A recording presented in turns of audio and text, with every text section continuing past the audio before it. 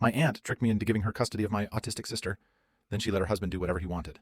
So I went undercover to expose them. Now she's calling me from jail, begging me to fix her life. My younger sister was 8 when I first bullied her for having autism.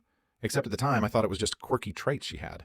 So whenever she wasn't able to make eye contact, I would point at her and say, "Oh, are you scared? We're all secretly Medusa," and cackle at the top of my lungs. So one day we were at the mall and she had a full breakdown because she could feel a rock in her Doc Marten. That's when I realized she probably had a case of the tism.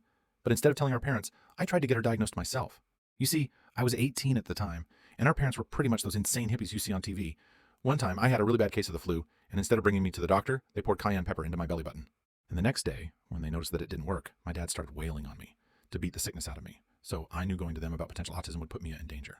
Luckily, the school counselor was extremely helpful. It was actually a relief when she got diagnosed, because then I knew how to better take care of her. I remember working almost 40 hours in overtime that week just to buy her top-tier noise-canceling headphones that she could wear whenever she felt overstimulated. And in secret, I'd bring her into the locked bathroom to teach her how to self-regulate. Looking back, I should have known that it was just a Band-Aid solution, that it would all come crashing down. One day, I told Mia we could watch Cinderella, her favorite movie, since I had the entire day off of work. Suddenly, she started flapping both of her hands super hard, like a bird, screaming super high-pitched. I glanced over at my parents, whose eyebrows were furrowed. So, in a moment of quick thinking, I began to mimic her exact verbal and physical reaction, pretending it was a quirky inside joke. The whole thing made me realize how much help Mia really needed.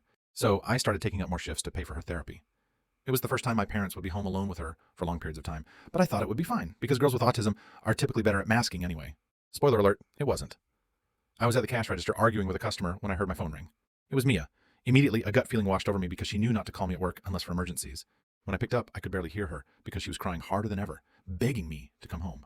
But before I could ask for more detail, I heard a man yelling in the background.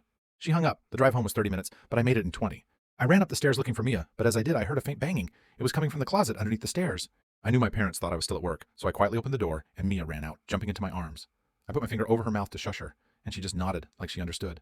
So, there I was, holding a 10-year-old girl with low-functioning autism, not knowing what the F to do. So, I did the first thing I could think of and quietly carried her out to my car. Turns out my parents had asked my sister what was going on, and she burst out with the truth that she had been secretly diagnosed with autism. My dad's hand immediately hit her face. "She's going to poison Jack my name," my mom yelled, hence why they put her in the closet. Apparently, they were waiting for me to come home to see what they should do with her. I felt myself sniffle and choke to hold back tears when she said that, because I knew I had to stay strong. I told her that she would always be safe with me, and no one would ever hurt her again. She held my hand tighter, and I knew she believed me, but I still didn't know what to do. So I just scrolled through my contact list to see what family member would take us in. I ended up deciding on our Aunt Leah because she herself was a little quirky too.